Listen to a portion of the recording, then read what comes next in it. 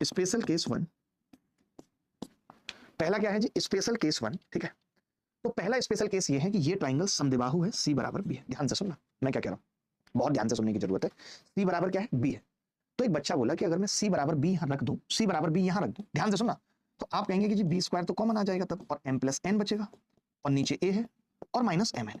तब कोरिया का बच्चा बोला एम प्लस एन से ए कट जाएगा अगर मैं सी बराबर बी रख दूं।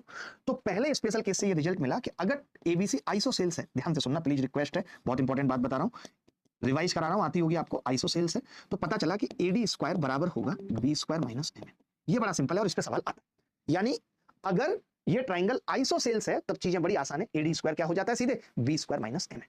पहला केस तो ये है, पहला स्पेशल केस समझ में आ गया, कुछ है ही नहीं अब तो, कि जब भी ये दोनों भुजाएं बराबर हो तो इसके स्क्वायर में से एम एन घटा दो, क्या आ जाएगा, एडी का स्क्वायर आ जाएगा। सिंपल है ये बात, यहां तक किसी को डाउट तो नहीं है। अभी हमें टॉप नॉच सवाल भी करने हैं, थोड़ा तेज चलो, मजाक नहीं चल रहा है, ठीक है, आगे बढ़ते हैं।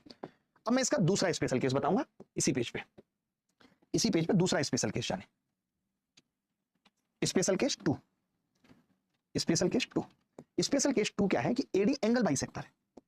अब फिर आप एक नई बात सीख लेंगे यहां से, सोचिए इतनी सारी चीजें हम एक ही क्लास में सीखते हैं, कैसे पूरा गणित खत्म नहीं होगा परफेक्ट बैच से। एडी एंगल बाइसेक्टर है, अगर एडी एंगल बाइसेक्टर है तो कोरिया का बच्चा भी जानता है कि एंगल बाइसेक्टर सामने वाली भुजा को सी और बी के अनुपात में बांटता है, यानी जो एम एन है वो बराबर होगा सी बाई बी। यानी हम यहां से ये कह सकते हैं कि बी एम बराबर सी एन होगा अगर एंगल बाइसेक्टर।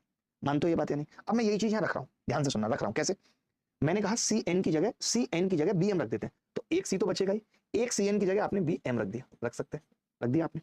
मैंने कहा एक बी तो बचेगा ही, बी एम की जगह आपने कहा सी एन रख देते हैं बटे ए माइनस एम एन। आप ये कह सकते हैं कि अगर मैं इसमें से बी सी कॉमन ले लूंगा तो ब्रैकेट में एम प्लस एन बचेगा और बटे ए और माइनस एम